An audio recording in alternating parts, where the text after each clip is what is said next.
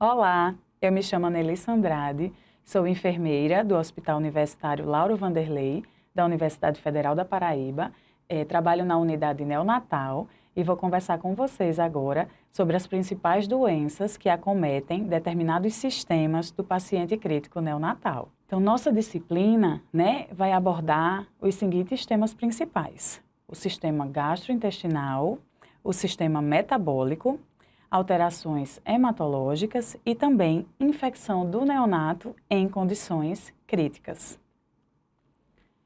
Nossos objetivos de aprendizagem são: o que é que se espera que vocês sejam capazes após a conclusão dessa nossa disciplina?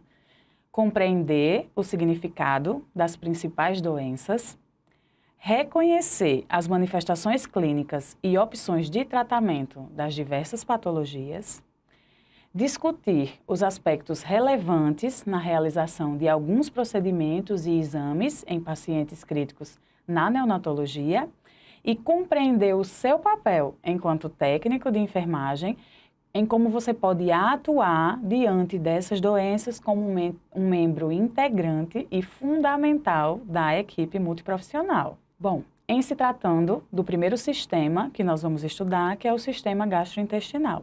Então, os distúrbios gastrointestinais, eles abrangem anomalias que elas são ligadas ao tubo digestivo primitivo, desde a hipofaringe até o esfíncter anal. Ou então em defeitos da parede que constitui esse tubo, os quais podem resultar em alterações do trato gastrointestinal, interferindo em seu funcionamento e seu desenvolvimento. Quais são as funções principais do trato gastrointestinal? Então, nós podemos elencar 3 funções principais, quais sejam: absorção e digestão dos nutrientes, manutenção do balanço de líquidos e eletrólitos, bem como a proteção contra toxinas e agentes patogênicos. Nesse contexto, essa aula abordará 4 doenças e ou alterações que acometem essa clientela neonatal. Quais sejam elas? A enterocolite necrosante, a atresia esofágica, a gastrosquise e onfalocele e também vamos tratar das ostomias. Em relação à enterocolite necrosante, qual o seu conceito? O que é que caracteriza essa doença? Então, é uma doença inflamatória aguda do intestino, que se caracteriza por uma necrose da mucosa ou submucosa do intestino delgado. E ela é decorrente de um processo isquêmico. E ela é considerada uma das principais causas de morbidade e mortalidade na unidade de terapia intensiva neonatal, acometendo principalmente os recém-nascidos prematuros. A detecção e o tratamento precoce dessa doença promovem o sucesso na terapia. Então, é muito importante que você, enquanto técnico de enfermagem, consiga observar e identificar os sinais clínicos relativos à manifestação dessa doença. E aí, quais são esses sinais clínicos principais? Então, são considerados sinais clínicos inespecíficos: letargia, dificuldade para se alimentar, hipotensão, vômitos e apneia, diminuição do débito urinário, temperatura instável e icterícia. E quais são os sinais clínicos específicos que podem fazer o técnico de enfermagem estar alerta em relação a essa doença? São eles: o abdômen distendido, muitas vezes brilhante, brilhoso, a presença de sangue nas fezes ou no conteúdo gástrico, o resíduo gástrico, o aumento do volume desse resíduo gástrico, eritema ou rigidez da parede abdominal e também a presença de vômito com característica biliosa, o vômito bilioso.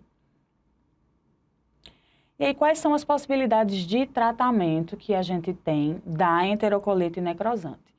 Então, as formas de abordagem principal são formas não cirúrgicas e forma cirúrgica. Dentro do tratamento não cirúrgico, ele é indicado para quê? Para casos em que não há evidência de necrose ou perfuração intestinal. E aí, o que é que pode ser feito, né? Em que se baseia esse tratamento? O jejum, por aproximadamente em torno de 2 semanas, o aporte calórico intravenoso, a administração de antibióticos sistêmicos, a realização de radiografia seriada a cada 6 ou 8 horas, realização, né, controle por meio de exames laboratoriais, o manejo da dor desse recém-nascido, o suporte ventilatório para esse recém-nascido e o cuidado com a manutenção da pressão arterial desse bebê. Em contrapartida, nós temos também o tratamento cirúrgico, que ele é indicado quando há uma massa abdominal palpável e fixa, dor abdominal intensa e perfuração intestinal. Aí, nesses casos, há a indicação do tratamento cirúrgico, que muitas vezes e possivelmente estará associada à necessidade de uma realização de colostomia. Quais são, então, os principais cuidados de enfermagem que precisam ser adotados pela equipe multiprofissional e que você, técnico de enfermagem, precisa estar atento? Primeiro, a importância do reconhecimento precoce desses sinais clínicos, né, que podem apontar para esta doença. É muito importante que vocês estejam preparados para auxiliar nos procedimentos diagnósticos e implementar o plano terapêutico daquele recém-nascido. O cuidado, né, com a verificação dos sinais vitais, atentando-se sempre para possíveis sinais de septicemia, manter esse recém-nascido, né, que é acometido por enterocolite necrosante sem fralda, com o intuito de quê? De que se possa evitar a compressão do abdômen, que está bastante distendido, e para que se possa facilitar a observação constante desse abdômen do bebê.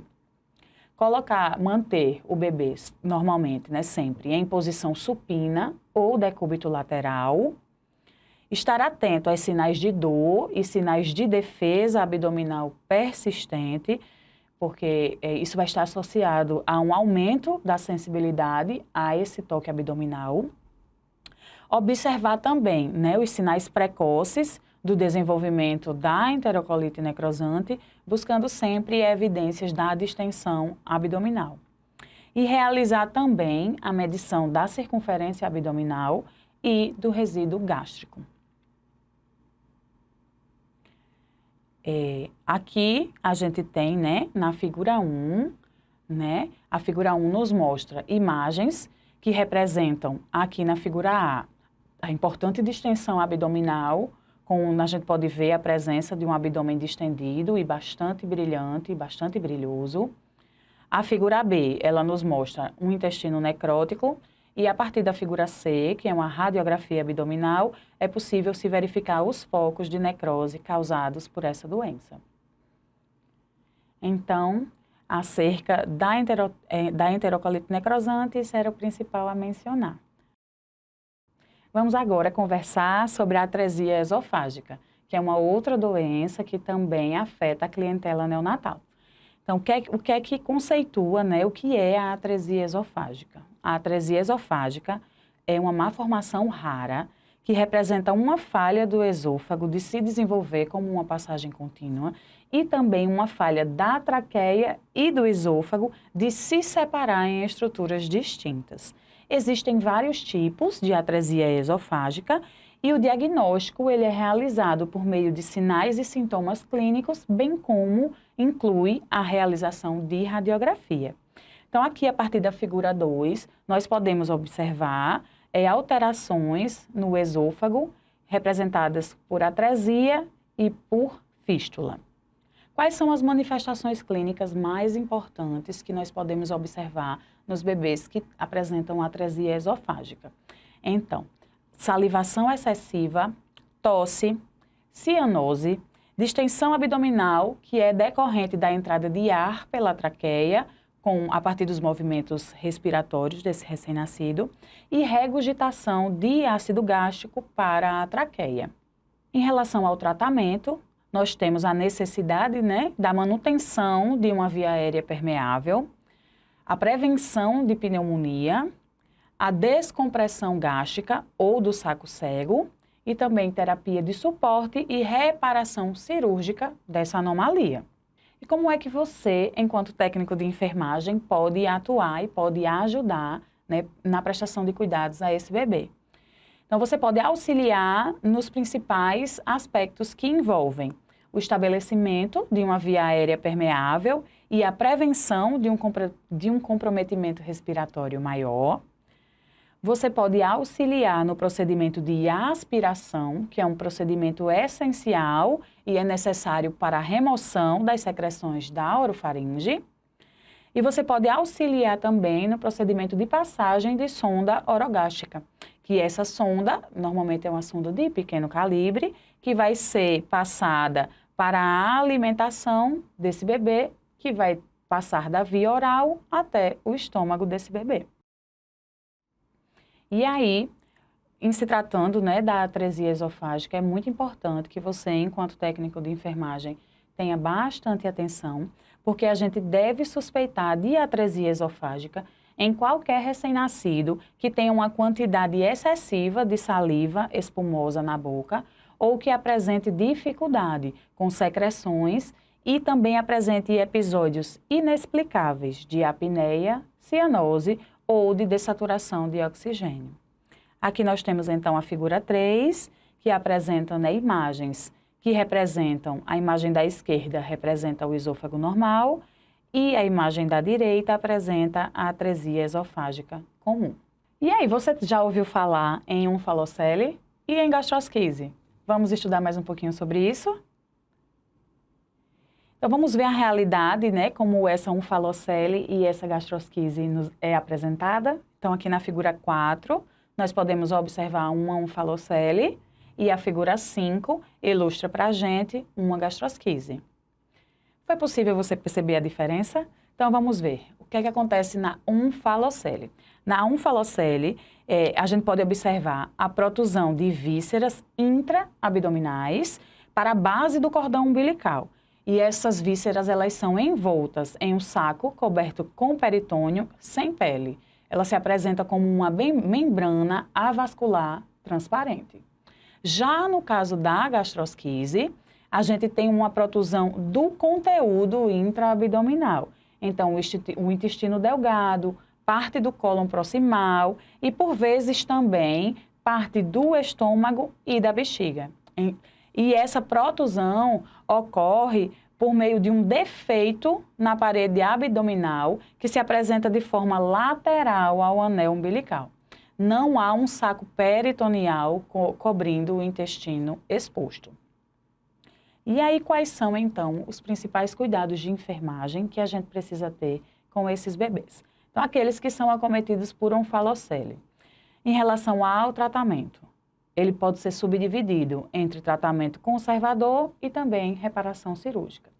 Em se tratando do tratamento conservador, ele é indicado para as malformações pequenas e moderadas, e a pele do abdômen e do tórax pode ser mobilizada com uma sutura sobre a membrana e vai cobrir a onfalocele.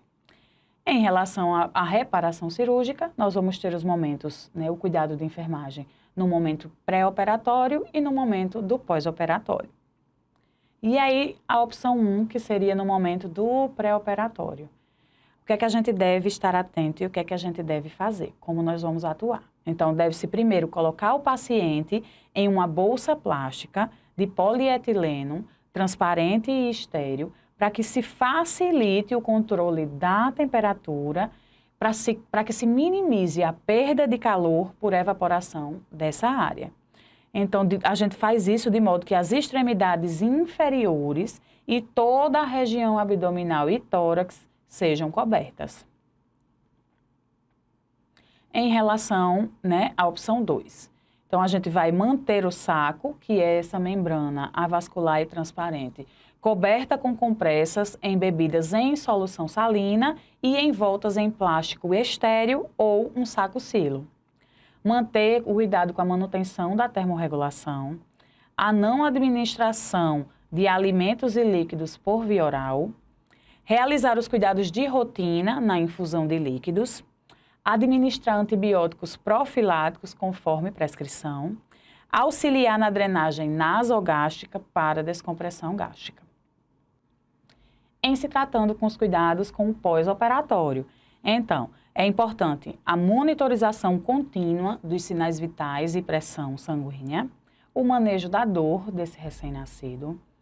É importante que você, enquanto técnico de enfermagem, auxilie na descompressão intestinal por meio da sonda naso ou orogástrica,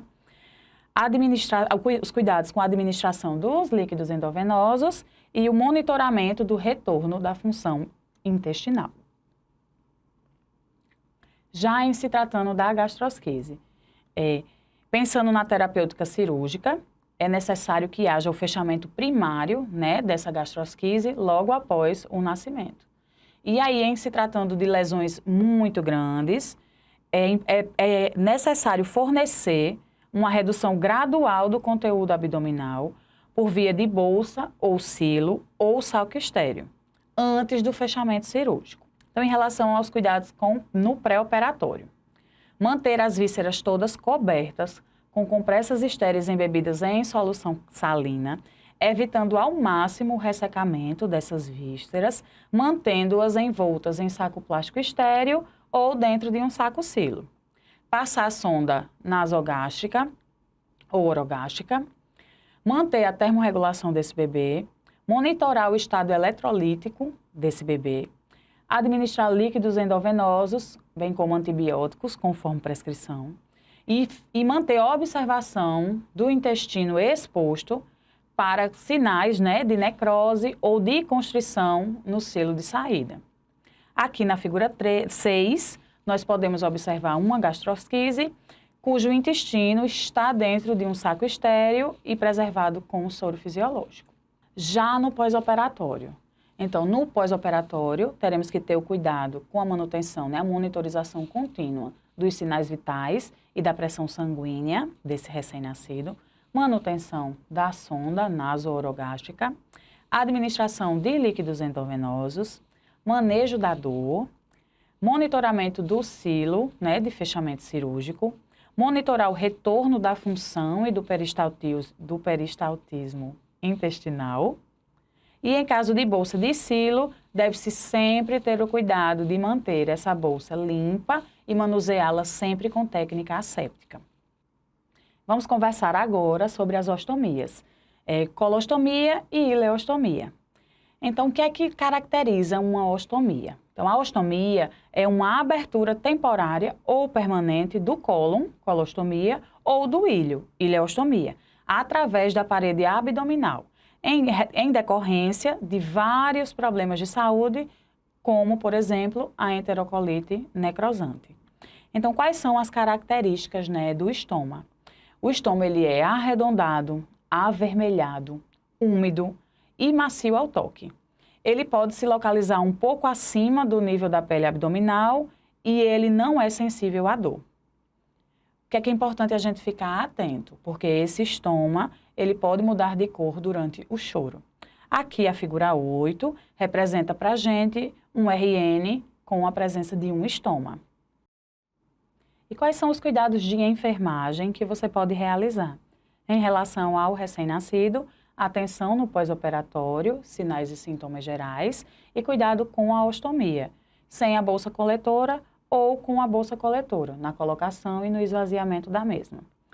É importante lembrar que a bolsa, ela gera uma barreira protetora para a pele ao redor da ostomia. E em se tratando da família, de que forma nós podemos atuar? Por meio da orientação, da acolhida, bem como é importante lembrar que os bebês devem ser sempre estimulados para realizar o contato pele a pele com os pais. E quais os cuidados específicos da ostomia sem a bolsa? Então, cubra o local do estoma com gaze vaselinada ou gel de petrolato, conforme prescrição, até que as fezes comecem a sair. E cheque com a equipe cirúrgica sobre o momento ideal para a colocação da bolsa de ostomia.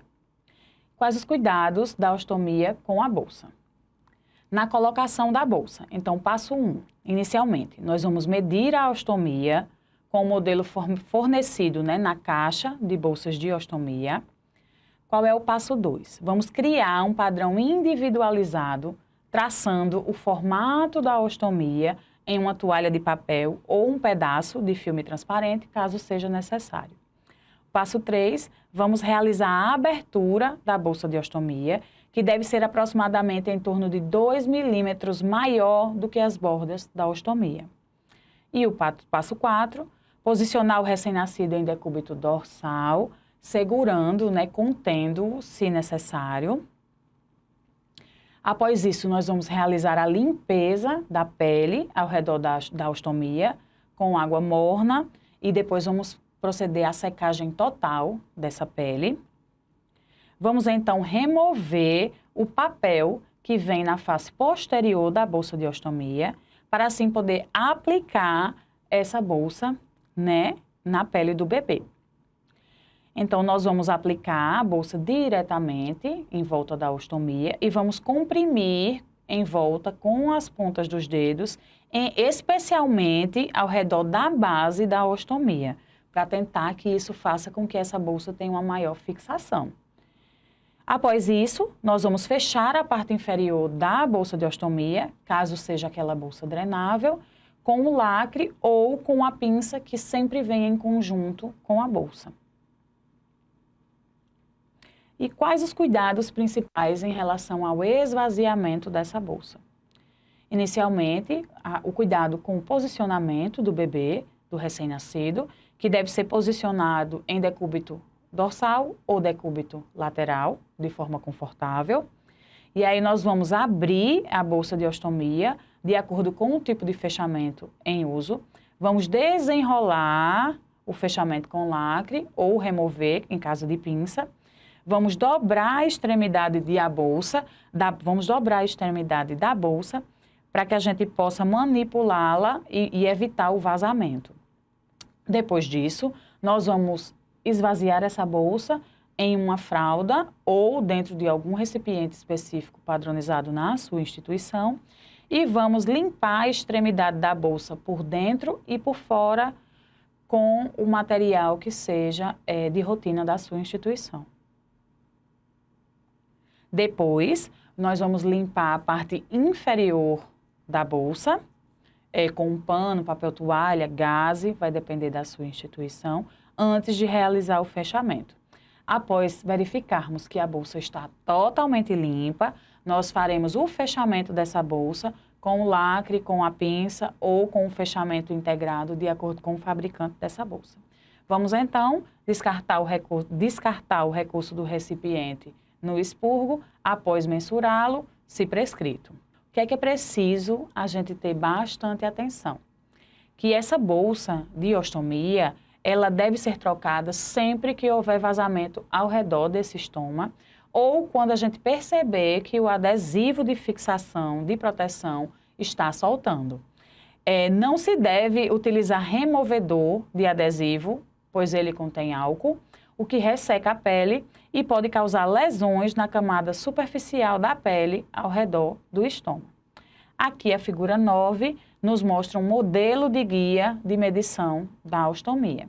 O que é importante mencionar? Que aqui no Brasil, a Associação Brasileira de Ostomizados mantém em seu site uma atualização constante com informações acerca da legislação, dos cuidados com a pele, do atendimento à pessoa ostomizada, publicações científicas, entre outras informações importantes para essa clientela. Então, nós vamos ficando por aqui e na próxima aula nós vamos tratar das doenças que acometem o sistema metabólico do recém-nascido.